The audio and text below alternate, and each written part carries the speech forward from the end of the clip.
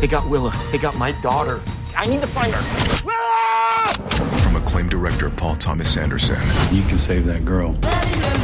Today, experience what is being called the best movie of the year. This is the end of the line. Not for you. Leonardo DiCaprio, Sean Penn, Benicio del Toro, Tiana Taylor, Chase Infinity. Let's go! Here I am. One battle after another. Now playing only in theaters. Experience it in IMAX. Rated R. Under 17 animated without parent. You can't hide. Finished training for the day?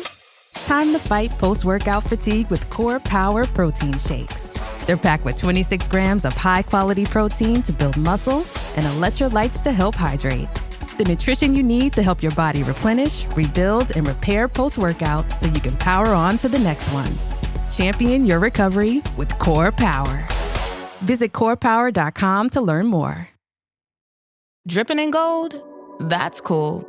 Dripping in Velveeta's supremely creamy golden cheesiness?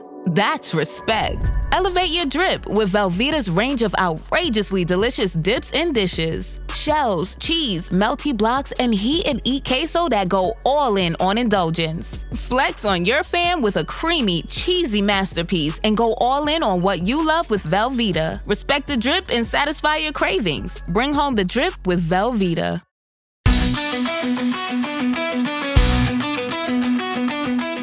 You're listening to the Super Rugby Cymru podcast.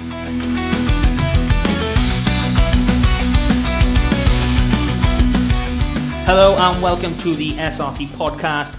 Joining me, Big M, this week are Rob Rees, John Harris as always, and our final of the horseman. He's finally here, Mr. Joe Wilson. How are we, fellas? Yeah, good. Thanks, Big M. Yep. Good. Cheers, mate. Okay, great. So let's start it off. How's your week been? Joe, you're first up, but I got to give it to you. Yeah, good. I watched the game live on S4C of Pontypool. Got a little bit of self-interest there because there was a lad playing second row called Dan Hill for Pontypool who I used to coach back in the day. So I always keep a close eye on him. And it was a good game, really close game. I thought Pontypool had improved since last year. So, it was a good watch. And then waited to see how some of the youngsters for Cardiff were going to get on travelling up to North Wales. So, good weekend. Yeah. Rob, how about you? How's your week been, bud? Yeah, that's been a good week. It was, oddly enough, Scott Baldwin came into work last week. Ooh. He was one of the guests on a panel at the conference that we had. And one of the boys I was working with was like, I know there was a Welsh international. I can't think of his name. It wasn't until I'd left, and he sent me a selfie of him and Scott in the lift lobby. I was like, literally just spoke to him the week before as well. But, thank God for the oval ball because my round ball went completely wrong over the weekend. Okay, so the last of the trifecta, we've got John. How was your weekend? But nice. Anything exciting to report? Took a drive up to Ebervale for the Ebervale Aberafan game. First time going up to that ground. Lots of roadworks on the A465, so it took me about an hour and a half to get there. Yeah, took me all. I did get to drive past Mountain Ash Rugby Club though, so that was quite fun. Yeah, Mountain Ash, it's nice and open because obviously you're on the main road and it's just there. And obviously, there's no stand on the roadside, so you can just see clean onto it. So it is pretty like. But heads of the valleys, nice. Jesus, that's not nice, but really not nice. My sat-nav didn't know about the road closures, so it just had me going round in a circle for a while. And I thought, Google Maps it is then. I think you're lucky getting off, where you did, much further than Aberdeen down, and you're in hell. I think anyone who lives around those parts can tell you. So that brings me to me. I had a fun week. First game, first proper rugby day of the season on Saturday. And without doing anything, my daughter managed to dislocate her knee. So that was a really interesting Saturday for me. Literally walk in, turned, popped it out. So she's now got a lovely splint and we've got to go back in a couple of days' time to see if the swelling's gone down enough to put it back in properly. That's going to be fun. Okay, so that was the fun stuff. Let's get on to a bit of rugby. So obviously we'll start with a game I'm assuming most of us have seen good chunks of. and that will be Pontypool against Llandovery on the Thursday night. So Llandovery won it in the end, 21-18, and that last 15-20 minutes, that was one of the most intense games I've watched in a good while. Rob, what did you make of the game as a whole? But yeah, I thought it sort of epitomed two good sides getting into a season. I think the first half was quite scrappy at times, struggled to have a bit of flow. I think as they sort of settled into the game, it actually turned into a really entertaining second half.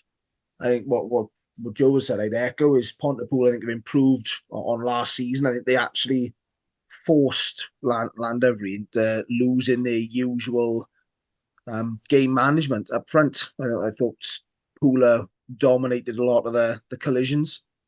And I got to say, I think Joel Mahoney, really good last season, but he made one of Matt Powell's tries and just looked outstanding and just run the midfield all evening.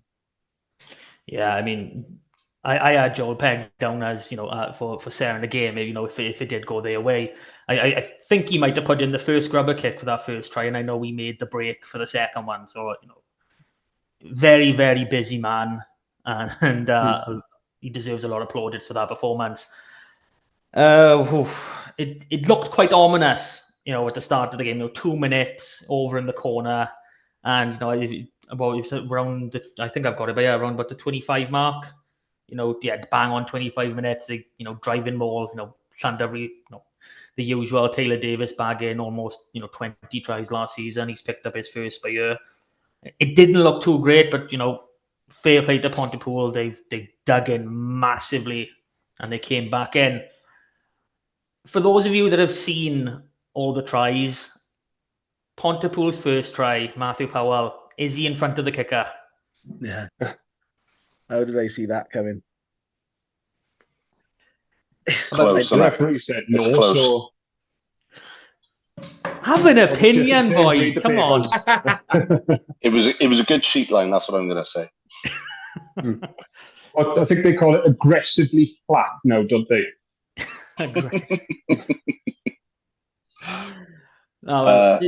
Do they have TMOs for the Thursday night games? No. It varies. They used to. They started last season with a TMO, but it depends on the availability, I believe, of type of production team and the whole background works. So I think there was one at this game, but we couldn't hear them. I think that's what there was. So there would have been someone looking at it, but there was no link up. So I don't know how that worked with the officials, if they had a link up or not. If not, I don't see much point in having the TMO there. So you'd think there was someone in the year of Adam Jones, but yeah. So obviously you've mentioned that Drover's not the usual self, and obviously we don't get to see all the tries from every single game, which is unfortunate. And I'd like to know a start of this from last season, because the second Pontypool try came off first phase off set piece. Now, how many times would the Drovers have conceded a try off first phase last season? Doesn't seem very Not likely. Many. So, this is a win's a win. You can't knock it, but there's a couple worrying signs in there. So, Joe, did you anything else you've seen from the game? Yeah, I mean, obviously, I think Scott Matthews, the number 8, he was signed from Cardiff in the summer. He was a handful. I think you're on about Morgan Allen. Morgan Allen, sorry, he was a handful last year. Whenever he put on the blue and black shirt, it is, isn't it, Morgan Allen? Yeah. I just felt that whole pack went really, really well. They like we alluded to earlier, there was a little bit of struggle early on, but once they set into what their task was, I thought they were just really, really good at the contact area. And just stopping them getting any momentum once they'd settled down. So I just felt the whole pack went really, really well. The back row functioned as a good unit, stop the sort of 8, 9, 10 combination being influential. And And then the Type 5 did what you want the Type 5 to do. They just battled and battled and battled. And every time they got into the 22, then I felt Pooler just sort of, I don't know, they'd sort of combine, wouldn't they? There was like 2-man hits going in on defence, but 2-man hits going the other way whenever they were sort of pounding the line. So I was really impressed with Pooler's pack. I thought they were really, really well. Yeah, so even though Llandovery did pick up the win in the end, and a lot of people will say this was an undercooked Llandovery side, seems all the attention is going to Pontypool. Everything that they did, they done well. I don't think anyone expected them to be this close, to be literally drawing the game with a couple of minutes left. So, well done to Pontypool. John, I'll give you the final word on this one. Anything you can pick out, or just same as everyone? We're all good. We've covered most of it. I think what I was impressed with the fact that what they needed to do was come out in that second half and get first score, because you let Llandovery get away and you're not going to get back. So I know a minute into the second half and bang, they've got themselves right back in the game, and that's and the other thing impressed me upon the fitness, because that's one thing we talked about with Llandovery is how fit they are. They will outlast a lot of teams. So for Pontypool to then still be attacking that Llandovery line in the last couple of minutes, and it could have easily been a Pontypool win, that one. But fair play to Llandovery as well for keeping them out. So So I think the reason we're also impressed with Pontypool is because we all know how good Llandovery are as well. They're the standard bearers for the league. So it's just a great game. And it was nice to see that SRC seems to be making a bit of a deal about it as well. So that was good. So we've covered a lot of Pontypool. So I do have to make mention of at least one player from Llandovery, which has to go to young Will Evans in his first game in the first competitive game in the top tier of Welsh rugby. To pick up there in the game as an 18. I think he's still 18, an 18-year-old lock. Is incredibly impressive, and I'm expecting more things from him as the season goes on. So a little bit of news come out of Pontypool this week. Their head coach, Leighton Jones, has stepped down. Now, obviously, they brought in Tom Hancock over the summer from Llandovery, who, anyone who's worked with him will tell you he's a brilliant coach. He's got a great mind on him. So we've tried to speak with Pontypool. We've tried to speak specifically with Leighton over the summer, and we haven't had much success. So obviously, I know he's had a lot of things going on. But how do we think this announcement is going to affect Pontypool? Because obviously they've done so well on Thursday to start their season. Will this rock them? Or are they already coping with it? Rob, I'll give you the first on this. I think based on the fact that Leighton wasn't at the game, wasn't at the launch, and hasn't had a lot to do with Pontypool to start the season, I think we can safely say that it's not going to make a huge amount of difference. I think it's just a bit bizarre that it's taken, a week and a bit to come out rather than over, even if you say it's a decision made late in the summer, the fact that he asked Scott Matthews if he could go down and be the coach representative at the launch because he was supposedly taking training that night. It's a bit of a bizarre timing, I think, but yeah, I don't think it'll affect them. Okay, so that's everything we've got on the Pooler and Llandovery from this past week. We'll get on to their fixtures rather soon. The next game we got up is Carmarthen Quins playing at home to Swansea. Now, the three of us that were here last week, we all predicted a Quins win. 39-29, very high-scoring game. I mean, I'm impressed with Quins. We said repeatedly, during the previews and last week talking about the game, that they've got a solid forward pack. And if they can get that backline moving, then, they're going to be on to a winner. But they didn't really need much of a backline in this game. It seems that the forwards, dominated majority of the game. Joe, I'm assuming you've seen some highlights of this one. What's your opinion on this game? Should Swansea have done a bit better? Should they really have been looking to win this game? It's hard. It's hard for me to say because I don't know Swansea. There's obviously a load of players that have dropped down in there, but I felt you guys were right calling Quins to win it. I think it's a difficult place to go for any team down there. I just think that with a little bit more of a controlling influence from the pack, they might have gone a little bit better, might have been a little bit closer. But I think the scoreline for me reflected what had happened in the game. I thought Quins were worthy of the 10-point win for me. Yeah, Rob, how about you? What's your take on this one? Yeah, I think unfortunately for Swansea, they sort of lived up to what we mentioned in the West preview a couple of weeks ago, which was they're not quite putting together the complete performance that they probably should be with the team that they have. I mean, I think that's probably a bit harsh to fully go on that point on its own after just one round. But I think it's given us more an indication of where Quins are this season. I think their pack looks pretty steady and sort of settled early doors. They've still got a couple of people to come back as well.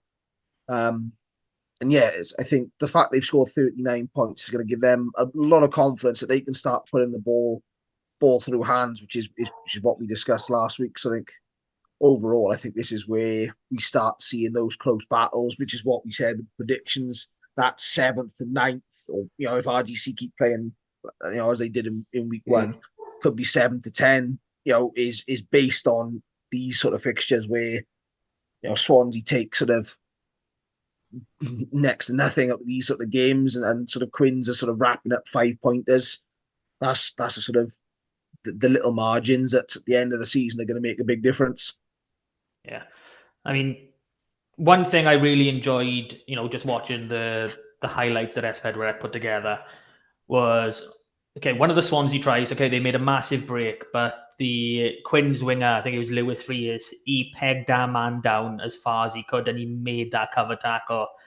And I think having players with attitudes like that is going to do them a lot of help, throughout the season. If you got boys, giving up the ghost because someone's 10 meters in front of you, you're going to give away a few tries. So, I am a bit disappointed. I thought, following the game on Twitter, obviously you don't always get a fair reflection of the game, but it does seem like the Quins it was rather comfortable, in heading into the final quarter, and it was sort of Swansea sort of clawing back some points. But in all fairness to Swansea, they have got some really solid players in there. You've got, two new boys in Luca Giannini and Josh Phillips that can cause damage, and I expect them to as the season goes on. Something that did come out before the game was the Ospreys have announced their academy, was it allotment or however? Yeah, allocation. Allocation, that might have been the word. I'm thinking someone that's been allocated to Swansea is Morgan Morse. Now, great talent, still a kid. We've seen some things he can do with the Ospreys. When he does come into this pack, because he will, I can't see him breaking the Osprey squad regularly this season. An odd appearance here and there, but not for long periods. Does he make that much impact to overturn this 10-point gap?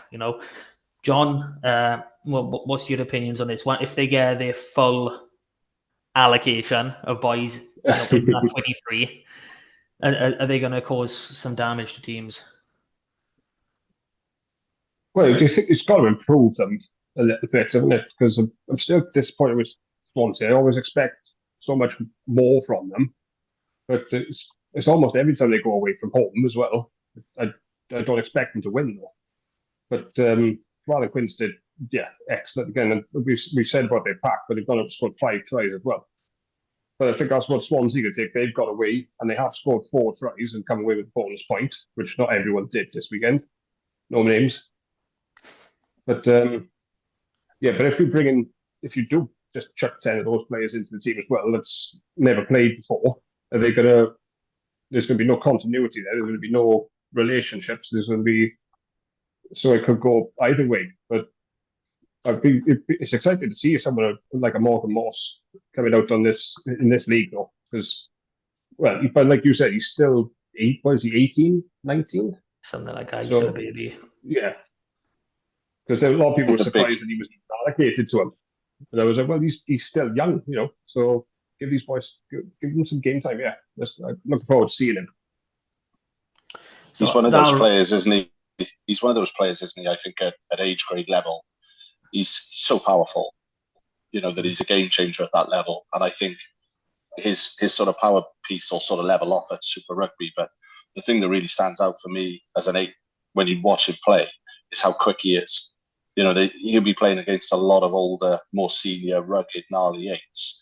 But his pace, I think his pace will be a standout. He'll make it, he'll really snap off the back of that scrum, and he'll be looking to make yards. So yeah, I could definitely see him making an impact. Yeah, I mean, he's the record holder now for Wales under 20s caps. I think is 24, 25. To be involved in the 20 setup to get that many caps, you're not doing that in 1 or 2 seasons. That's a minimum of 3. So he has been in there. He's been highlighted for a long time. Not 100% if he's still available for the 20s next season. It's a January to December year, not like the season. So it's always a bit weird when you're looking at, boys who are playing under 18s rugby rag, but they're not eligible for Wales under 18s. And as you further go up in the years, on to the next game now. And I believe we had at least one man in the crowd. I think maybe Rob might have been there for this one there as well. No. Unfortunately not. I was down at the Show. Oh, terrible choice. Terrible choice. Yeah.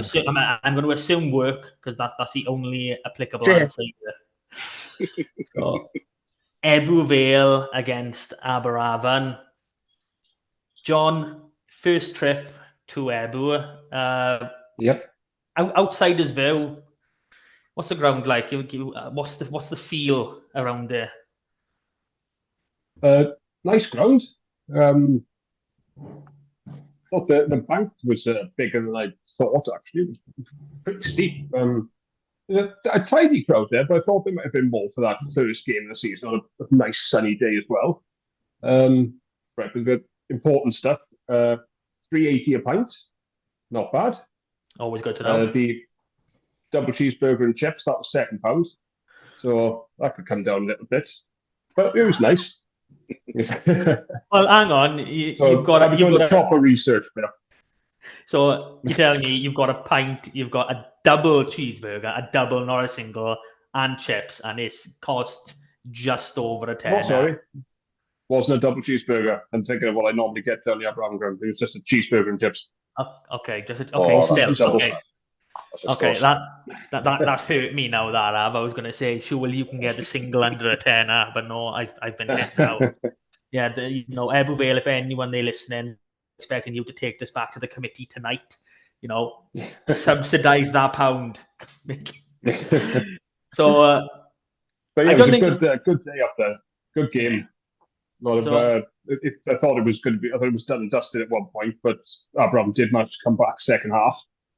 Fitness was good, but that Ebbw Vale pack was very, very strong, and not just the pack, but they were looking good behind too. Yeah. So for me, looking at this final result, and like I said, I tried to follow all the games, on Twitter. I think the final result of 34-22 is really harsh. I think it was going into the red. It was 27-22, and it still could have gone either way. So yeah, Abraham were pressing in the 22, looking for that. It would have been a bonus point try as well and a win. But fair play to Ebbw Vale defence. But not to blame the ref, but just say some questionable decisions. Every time, ref. It wasn't. It penalised us for not getting out of the 10, and then 2 minutes later they do the exact same thing and just play on. Okay, I see what the score is. Come on, nepotism. Not that I'm better. Come on, the ref was the youth coach. Come on, just give him a break. He's trying to break into the seniors, but no, fair play. But yeah, some good youngsters on there as well. Yeah, I think it was average age of 23 for the team. So yeah, well, there's something there. There's promise, but we have already mentioned a few times that Aberavon do have a incredibly young squad overall. Something we pointed out previously as well. So, like you said, you ended up with 3 tries, just missing out on that bonus point. So, Conor Moyes, one of your allocation. 2 tries. How did he go? Yeah, he looked sharp. He scored the first one from a cross kick with two Evervale defenders right next to him as well, but got to it first. He looks quick. He's big as well. He was literally, I was standing in front of the stand. He was right there. He's got to be about 6'4", 6'5", something like that. He's a big boy, and really quick with it as well. And he spent most of the game shouting at the linesman to ask if he was onside, because the linesman was just forced the border into anytime there would be a ball. About 10 times I've seen him shout at the linesman, "Are we onside?" He's like, "Oh yeah, sorry," and just come running up. But yeah, he looks a good prospect. Yeah, that's always positive to hear. Linesman watching the game. I mean, like I said, youth coach was the ref. Why I would think he?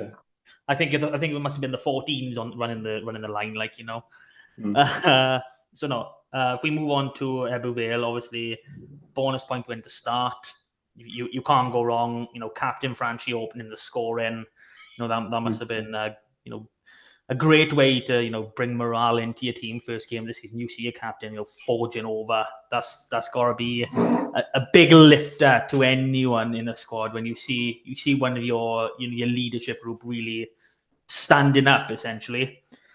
As the resident Ebbw Valean, I think that's a term I'm gonna coin, or does it already exist? Rob, what's your opinions on the Steel Men? Yeah, I think obviously I know this season you can get a 6-pointer, but I think taking, let's call it, all 5 points would have been something that we'd have definitely have taken beforehand. I think we sort of said we probably are that sort of 1 to 2 try difference in sort of the predictions, and I think there's a lot of new sort of combinations out there for Ebbw. Like Hamish Anderson coming in, he spent a brief few games at the end of last season on the wing where he returns for this week coming, and there's sort of a few different pieces that sort of the puzzle that were sort of slightly different, I think, to what the team news was expecting. I think they said the hooker is going to be an interesting one this season, because I think Ian Morris has been, form-wise, arguably the best hooker in pre-season. He's renowned for his arrows, which is is obviously the major asset in terms of getting a set piece going. So it's always interesting to see that sort of clash where you've got your captain as a hooker, and obviously last season you had 2 captains with both at hooker. So I said Joe's obviously stepping in now, probably going to have a lot more game time this year, over the season. And yeah, I think Jason's disappointed. I think looking at a few of the tries and the way they were conceded, rather than the build up from Aberafan was really nice. But I think sometimes you've got that that last bit of a move to see if you can affect the sort of the whitewash move to see how that sort of goes. But yeah, I think it's pretty telling that Jason's sort of moved around a lot now for this week, and he'll start finding out who he wants and where now in sort of the coming weeks. Yeah. So solid start for Aberafan. Could have been, would have wanted at least 1 bonus point from that, so a bit unlucky. And Ebbw Vale, it's not much more you could have really asked for, in the grand scheme of things. I believe Lewis Young got Sarah in the game for that. Yeah. So well done to the man. Played really well. So on to Newport. The scrum was really strong. Yeah, it's always good to know. So moving on to Newport Bridgend. So if anyone doesn't know any details about this game, I'm going to say Bridgend opened the game with 2 tries and they finished the game with 2 tries. Yeah. So they were good ones, though. They were good. Fair play. The ones that, if you've seen the highlights, they were pretty good. So, racing into, I think it was 10-0 lead, to start the game. Go in half-time, 12-10 down. I think it was literally on the cusp of the half they did concede that second try. Game just ran away from them. I think the only positive, Bridgend will be looking at is, the manner in which they did score those tries, especially those last 2, was built on defense, massive hits. I think both of them were in their own 22, turning over from a sheer dominant tackle and going length. Yeah, that's that's what dreams are built on in rugby. If you can put in a massive hit in your own half and then run the length, or at least make a few get within a phase or two, that is the dream. So that's a massive positive for Bridgend. Despite the scoreline, which was finished 41-22, it doesn't sound great. There were a lot of positives. They did stay in this game for a long period, and they were still fighting at the end. Which just goes to show there is a bit of a culture change that's come down there, and it's going to be great to see how they progress throughout the season. So, Joe, what are your thoughts on this one, Bet? Yeah, I thought, I think had I been involved last week, I definitely would have called a home win here, only because I know how well Resource Newport have been. I don't know about anyone else. I just found, purely anecdotal, but as you looked at it, I thought Bridgend as a team just looked small. I mean, they were quick and then really skillful, but they just looked undersized compared to Newport, I felt. I don't know if you guys sort of saw that as you looked at both teams, but they just looked, they looked as though they needed a bit more weight in the pack for me, and might have been a little bit closer. Yeah. Well, Rob, what's you would take? But are Bridgend a little bit too small? Do they need to bulk up? Could they do with a few 120, 130 kilos coming in? I think that's not a bad point. I think that you look at their back row and it's all about dynamic, quick ball carrying, quick off the mark. We said it. I think I pointed out about how Gareth Harvey used to play the hooker in recent seasons back in the West preview episode that we did. And I think this fixture and this result, I should say, and the performance typifies sort of how Bridgend have been the last couple of seasons. They mixed it really well at the start and at the end, and outdid Newport. Ed Howley was, finishing off a couple of tries. He's going to be up there for top try scorer again at the end of this season. And they just have that sort of collapse where they're allowing silly mistakes and decide to get on top and score those crucial points to get back into the game. And in this case, take the game away from them. I know Ty Morris said he was looking at half time at the conditions and how they had to adapt to that and sort of control the game slightly better. So I think Newport may have gone out there with an air of, let's throw this about and we'll get the results. Because I think, was it 96-12? Was it this fixture last season? I think it was the one where Newport just fell shy of the 100 points right before the end of the season. So whether there was a sort of a bit of that around, because obviously speaking to Ty before the season started, he was worried that they were sort of slightly undercooked with their pre-season efforts. But yeah, I think what Bridgend will be disappointed at is they couldn't, even when Newport clawed those couple of tries back, took it 12-10, they couldn't keep in the game. They couldn't slot a penalty over and keep in the game and turn it into a dogfight from there. I said 41 points in a row conceded before grabbing basically a consolation at the end. I think that's what Scott will be disappointed in. But yeah, he seemed focused on himself and Bridgend's performance, I think, rather than Newport, which is interesting to see. I think there's quite a reflective atmosphere in that Bridgend lineup.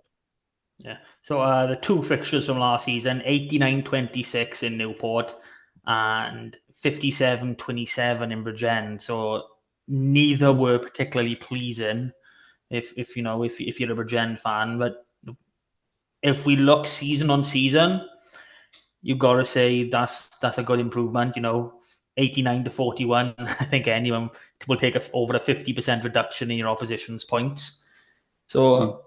Like Scott has obviously, where he's spoken with almost anybody now, including us, his mindset is we're here to win the league. We're here to win every single game. We will do our best. And that was a Bridgend performance that will build. They do have good players in there. I honestly expected Ben Burnell to start. Came off the bench, obviously had a bit of influence in one of the tries at the end. So they've got good players. And, they've got what appears to be a really good coach on the app. So I am expecting more from Bridgend. And obviously, we know Newport. We've all pegged them for top two. I don't think there's a sane person in the country that's not pegging them for top two. And I think a lot of people, I think Dragonbet have put them as favourites, for the league. So, that's just a testament to how good they are. So 19 points isn't going to be the biggest win they have this season. So, I think Bridgend can take a lot of heart. And when we see other teams, maybe even Ebbw Vale, Aberavon, Cardiff, Pontypool, go to Newport and they take a sort of similar scoreline, I think people will realise how good this Bridgend side actually were. So that leaves us with one game to talk about. So the main talking point last week as we finished off was I backed RGC to win over Cardiff. I gave my reasonings, and I'm going to just put a couple quick points in here because was any of those I hate Cardiff? Oh, come on, I was brought up in the Ronda. My club, and until I was able to drive, the only club I could get to was Ponty. So come on, I grew up with it. You can't argue that. But no, it was 27-25 to Cardiff going into the final minutes. So brilliant for that. But one thing that annoyed me is obviously we had the season launch. We had the WRU give us this big old list of all the new players that are joined, all the players that the regions, so Cardiff Rugby, Scal, etc., are dropping down to these clubs.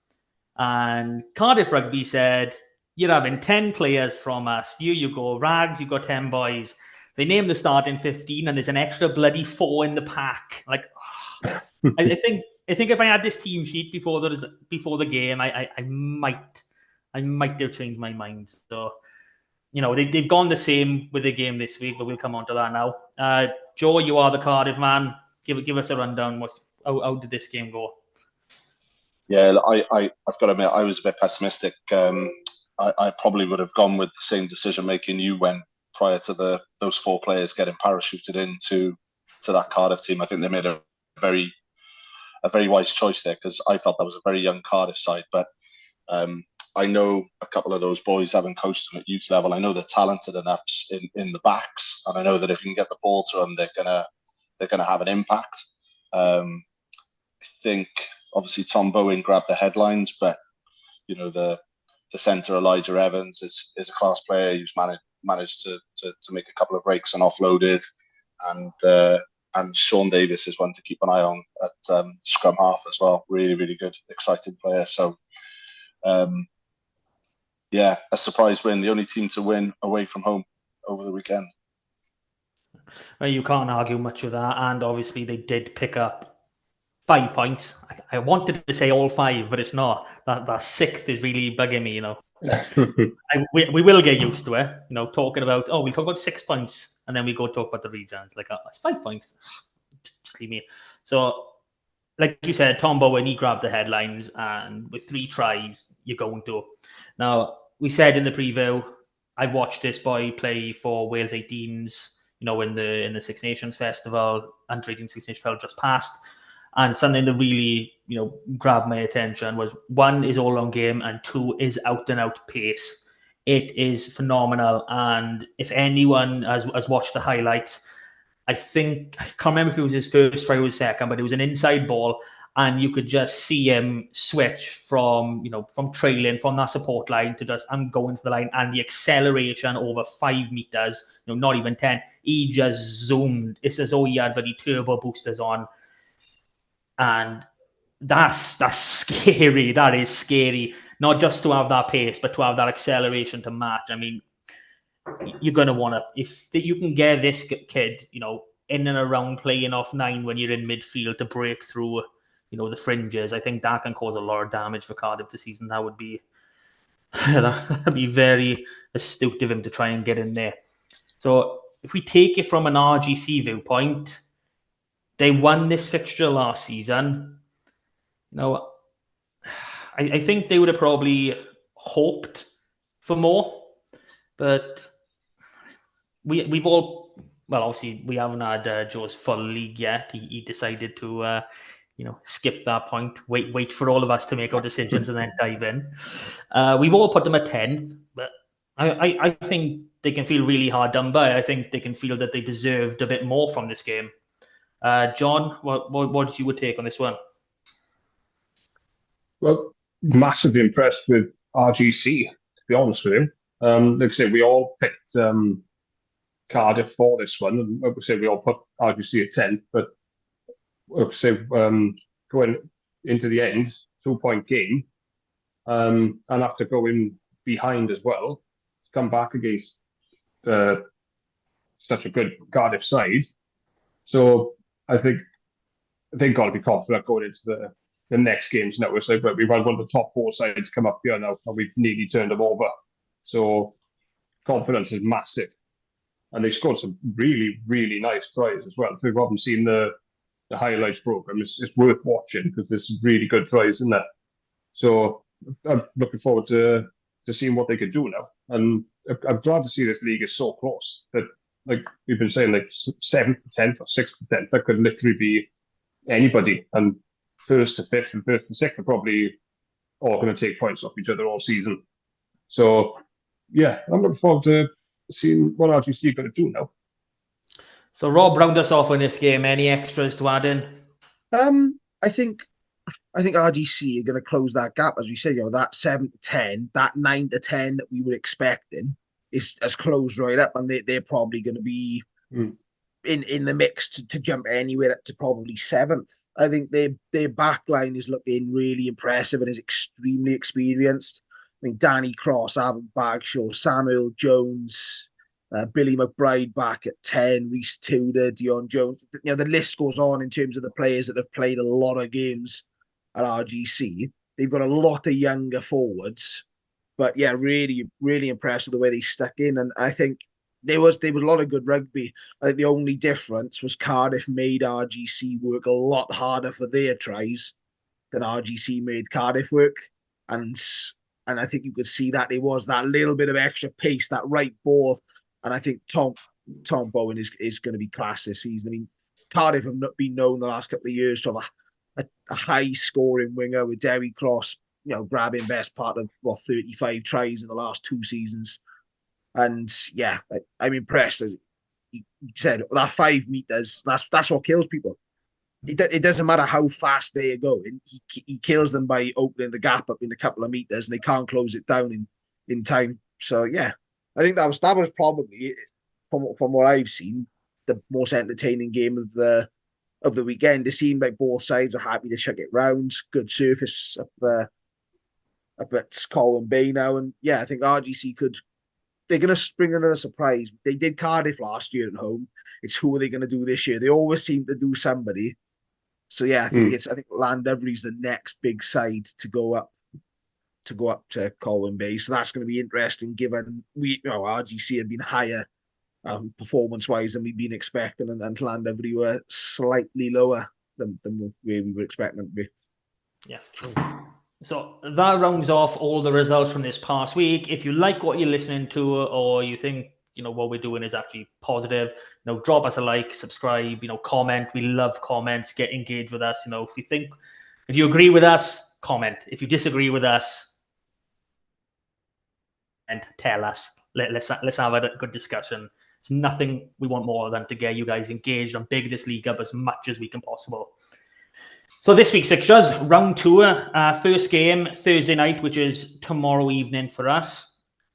Ebbw Vale travelling to Cardiff. So I'm going to start on the Cardiff side first. We have had the 23s announced, unlike last week, which Llandovery's team got named mid-pod, mid-recording, I should say, which was very timely. Thank you, guys. A little bit earlier next time, even if it's only half hour, that'd be brilliant. So a couple of changes to the 15. So what have I got? I got 2, 4, 6 changes to the 15. So had Josh Thomas, Stefan Emmanuel, and then you've got the Cardiff boys, Evan Daniel and Will Davis-King dropping in. You've also got a good child who came off the bench last week to start at fullback tomorrow night. I mean, you're pulling in 2 front rowers who have Wales experience. Davis-King was in that setup before the World Cup. Evan Daniel was out there in Australia this past summer. I mean, along with Rhys Barrett, who is obviously another Cardiff Rugby boy, I should say. if that front row, that front five doesn't cause problems, then there's massive issues at Cardiff. I mean, that's looking scary to me. Joe, you've got that side. Tell me about it. Where the danger's coming from? Yeah, I think you've hit the nail on the head. I think if those boys can lay the platform up front, I'm not too worried about what that back line is capable of producing. The talent there is outstanding. I was lucky enough to catch Stefan Emmanuel in his in his Bath days over at Beach and Cliff. Very good player. And then also, obviously, I know Elijah really well. It's a very young centre combination. I think they'll create. And then, as we've alluded to previously, they've got plenty of gas in the back line. And I think Sean and Josh will control things nicely. It's just, for me, I know it's maligned in rugby, but it's just, can they get the platform from that pack? If they get the platform, I think Cardiff win.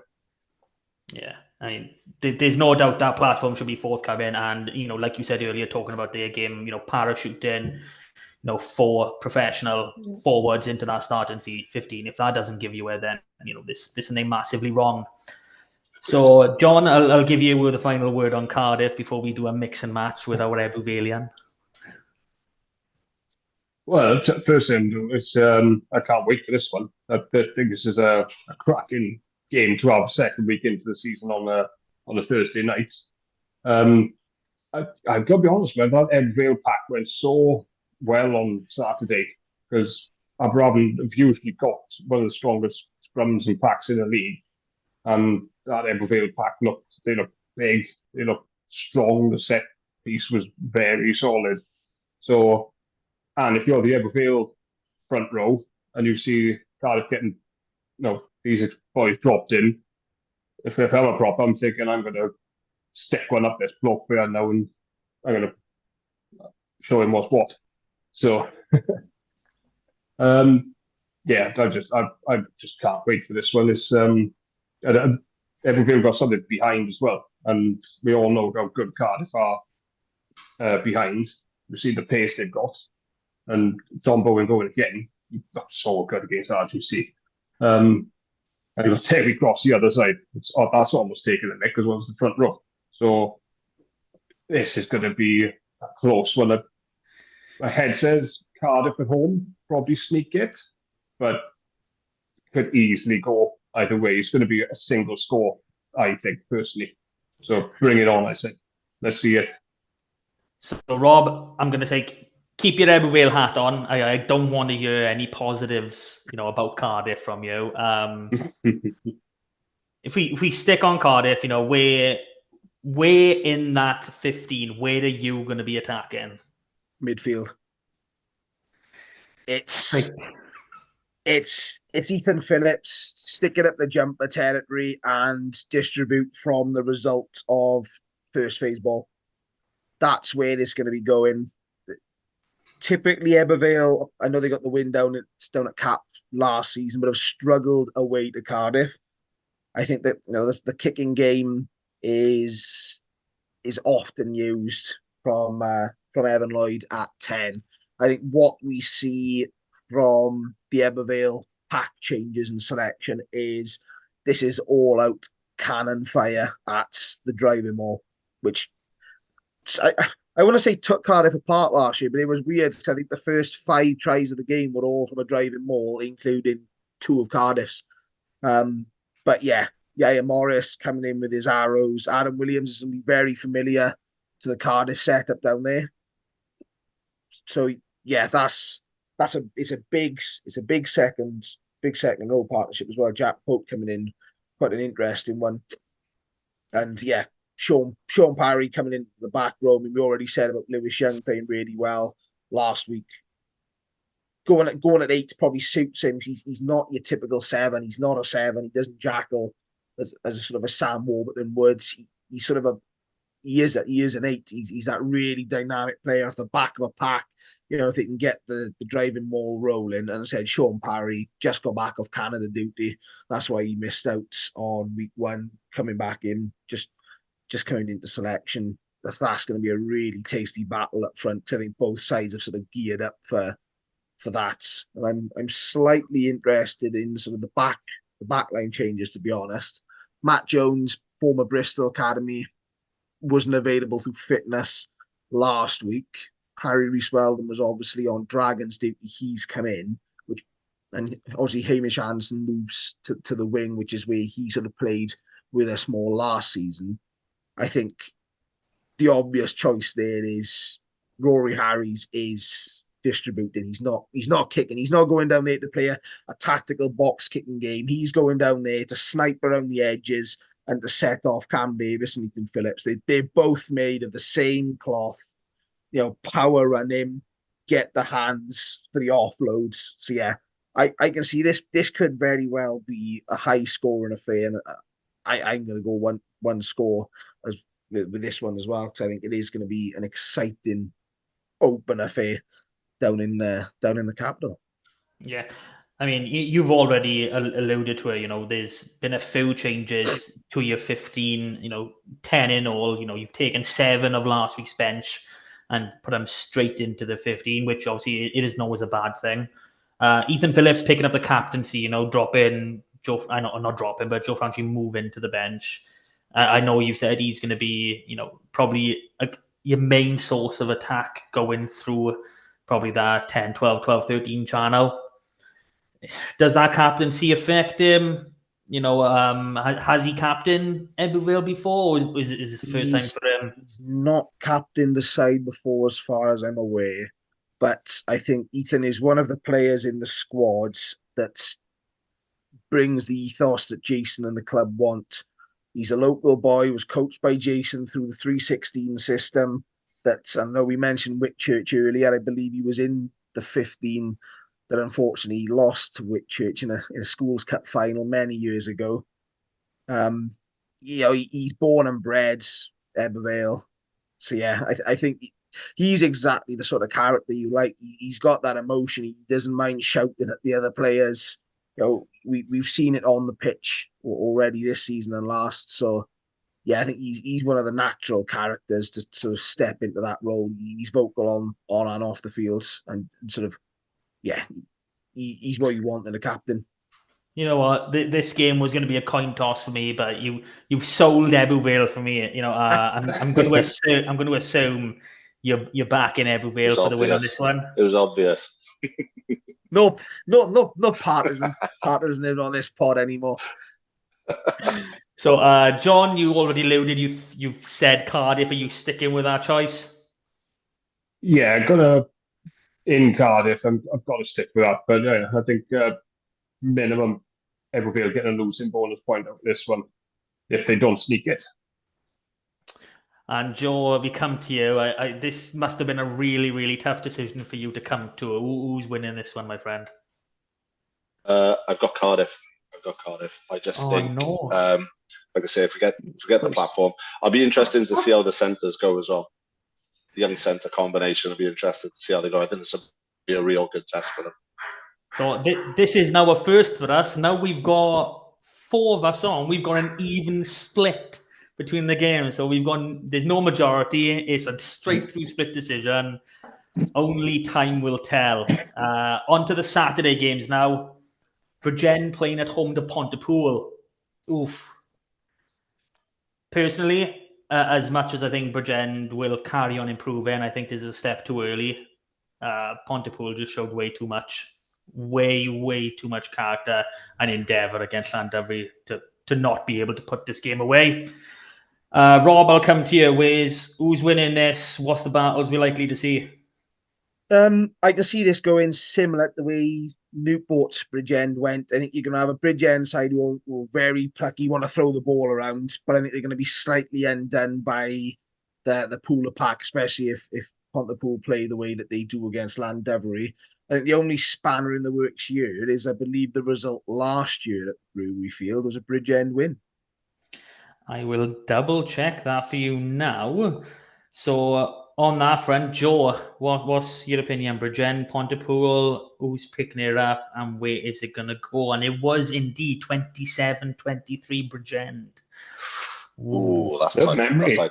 No, I think having witnessed what Bridgen did, yeah, I think having witnessed what Bridgen produced this last week just gone, and looking at what Pontypool produced, I think Pontypool will have the bit between their teeth, having lost at home, and I think they'll want to go down there and put Bridgen to the sword. And I'm backing my old mate Dan Hill to be part of a pack that dominates. Good old Daniel. Last but not least for this one, John, who is picking up the Bridgend Pontypool Winners' Trophy? I think if this had been last week, I probably would have gone for a home win. But after seeing the first weekend's results, and I'm going to have to go Pontypool, I think, on this one. I'm just so impressed with how Pontypool played against Llandudfri. And I think Bridgen might struggle with that Pontypool pack, like they did with the Newport pack. I'd be glad to be proved wrong, but I'm thinking Pontypool. I can actually see Pontypool getting, or I feel bad, but I can see maybe Pontypool getting a bonus point win out of it as well. 2 bonus points or just the one? So I think just the one. Just the one. Okay, so that rounds up Bridgend Pontypool. I'm just going to come straight back to you, John. Aberavon, Carmarthen Quins. I'm going to ask you to think with your heart, because for some reason you used your brain when talking about Aberavon last week, and I still haven't figured out why. Yeah. Well, I was right, but I think this week, I think it's going to be, if this had been last week, first weekend of the season, I would have just gone Aberavon bonus point, maybe even a 6-pointer. But now the first 2 games, I still think Aberavon at home, because we are very strong at home. We had a good win against Carmarthen last game of last season, put in 40 points. But then again, they're different teams to what played at the last game of last season. But I still think there's some such good youngsters in this team. I think there's some real gems in there. Ed Dunford is another one to watch. The fly half they've brought in. We've likened him to Finn Russell, as in he's gonna try things, and I think he's been given permission to as well. So is that like a Jaeger in his pint, or is that something different? No, if there's something on, he's allowed to have a go, and if it works, it works. If it don't, it don't. But you've got to try it to learn. Finn Russell was very hit and miss at the start, wasn't he? And then he found his consistency. So yeah, try it now, kid. If it works, don't worry. If it don't work, don't worry. Sorry. Okay. So I'm going to go Aberavon with a bonus point as well. But I could probably see Carmarthen Quins getting a losing bonus point too. I think it could be a pretty close one. Yeah, I think Aberavon will be on a bit of a downer, knowing how they let that game slip at the end.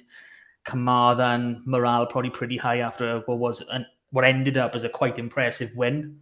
So I'm going to back Carmarthen. So we've got 1-1. Ooh. Joe, I'm going to give you, which way is this pendulum swinging before we finally come to Rob? I was quite impressed with Quins last week. 7 tries. That points to a good platform being laid and the ability to finish it off. So I'm going to go Quins again. Boom. Rob, boys. Unfortunately, gents, 4 people on this pod is working against us right now because I'm tying this back up. No, I think both sides have got that intent of throwing it round. Both sides in round 1 showed that when it goes right reasonably often, and it looks good and it's sort of working. I think Aberavon, especially at home, have just got that little bit of an additional composure up front that sort of sees them over the line here. That bit of experience. I know Quins have got the experience back, but I'm just edging Aberavon here.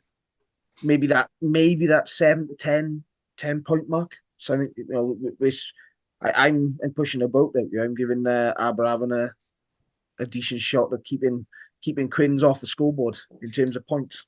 Oh, now well done, Rob. I'm annoyed at this too, all, but I'm glad we're picking different teams. This is good. This is, we got a bit of something to talk about. So next game, it was meant to be Llandovery at home to RGC, but I believe Rob either said on the pod or just in conversation, Llandovery are having their pitch being done, so that game has been reversed. Carpet. That game is now up north. Yeah. I still can't see anything other than a Llandovery win. Joe, what's your opinion on this one? It's a toughie, innit? Do you know what? I'm really excited about these games. The more I look at these, I think RGC will be gutted. I genuinely think RGC will be gutted after last weekend. Do you know what? I'm going to back them. Someone said earlier in the pod, they pull a game out every season. This could well be it. There's no easy way for Llandovery to get up there. It's a horrible journey. Let's go RGC. Come on. Let's have it. Brilliant. This is brilliant. I'm happy with this. Someone else has picked RGC. Please tell me, Matt, that you are now going to pick RGC 2 weeks running for a win against Cardiff and Llandovery after predicting them to finish last. Please. Nah, I'm Llandovery, but I can't see beyond them. What a fucking he's bringing out the profanities, is he? He's going to get a smack bum now. Fucking time. Okay, so we're 1-1, Llandovery for me, RGC for Joe. Rob, where's this one? Yeah, I'm gonna go I'm gonna go Llandovery.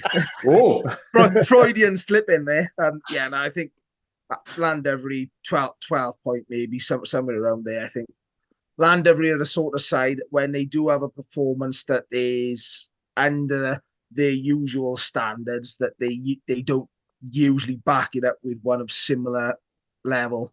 And of course, it'll give them a good test with the new pitch up in Colwyn of sort of how it's like to play on this sort of place. So, yeah, I mean, I'm interested to see how it goes. Like I said, I spoke to Lee Reese a little bit about how he was going to enjoy the pitch up at Church Bank. So he's looking forward to the carpet. So, yeah, I think it's in years gone by, we may have said RGC are going to try and run the ball off the park, and Llandovery will get bogged down in sort of scrums and sort of stuff like that. But yeah, for me at the moment, Llandovery have got a little bit too much. Okay, just so you know, I'm just going to edit all that out and put RGC where you actually answer, just to make it interesting. John, your last up on this game, Llandovery away to RGC. Just pick a winner, but who's it going to be? Are we going to go 3-1 or is it going to be 2-2 again? No, it's going to be 3-1. It's got to go for Llandovery because, what they lose last year? 1 game, 2 games. So they will win the majority of their away games. So I can't see, as Rob said, if they under par 1 week, they're not going to be the same the following week, I think, personally. And typically with RGC, if they have a good week, they'll do the opposite, follow it up with a not so good week. When you're thinking, maybe RGC are getting somewhere now, and then no, they don't. So sounds harsh, but I'm going to go to Llandovery, and I think they're going to get that 6 points from this one as well. Sorry, RGC, but that's just how I see this one going. I think you'll be banned from a lot of places this year, John. I mean, I don't think you're allowed in Bridgend anymore. You won't be allowed north of Aberystwyth the way you're talking. Yeah. So Bill Wells have already got him on a tenterhook. Yeah. Oh, but I usually go south anyway, sunny places. Okay, so that brings us to our final game, and I think we're probably all going to go the same way here. Swansea against Newport. I mean, I'm already coming out. Newport, I think it's going to be comfortable. Swansea will probably pick up a try or 2 at the end of the game when it's all dead and done. But yeah, Newport to go all 6s. Hit them for 6. We can now say this in rugby. I just realised that. That's awesome. Okay, Joe, is this going to be Newport's day? Is Morgan Morse debuting this weekend then? We don't know. We might know on Friday, but I don't follow the Ospreys, but so I can't tell you. No, I've got Newport with a 35-18 win down there. I just think Newport are really strong this year. I didn't see enough from Swansea last week to tell me they're going to win at home. And I think even if they parachute the players in, a la Cardiff, I don't think they'll have had a time to knit. So I don't see anything else other than a Newport win here. Okay, 35-18 Newport. Yeah, same for me. I think if Newport was so good against Bridgend, weren't they? I can't see anything other than Newport getting 6 points again this week, to be honest. I think I could probably see some good tries in Swansea. Like I said, they probably get 2 or 3 tries, and they probably be good ones too. But I can't see them stopping that Newport pack and that driving ball the way it was going. It looked ridiculous against Bridgend. So for me, yeah, Newport 6 points. Happy days. 6 over maybe. Well, hang on. There's one to go. Just calm down. Rob, you get to finish this lovely prediction league. Are you going to be different? Is it going to be another match of all fours? Come on, bud. Where's this one going? 6 points to Newport is where this is going. Yeah, I think John's alluded. I think the Swansea pack. I think what we said about them was they lacked the grunt in the tight 5, and I think what you're looking at is the sort of game that Newport want to play is going to exactly target that. Even if we see the likes of Mr. Morse making a rare appearance down at St. Helens, yeah, I think Newport are going to be on for their perfect start at the moment. Well, that wraps everything up for us nicely. An actual decent choice of predictions. You will have some banter next week over this, I'm sure. Thank you, everybody who's tuned in to listen or watch or however you do this. Your support is valued amazingly. And the more of it we can get, the better. Thank you guys for joining me, and we'll see you all again next week. Bye. Cheers, boys. Bye, everyone.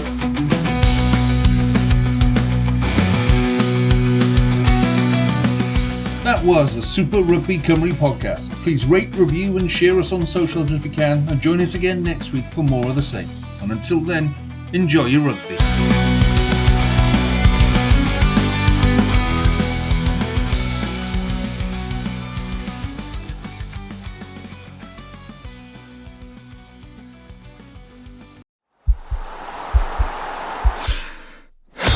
This podcast is part of the Sports Social Podcast Network.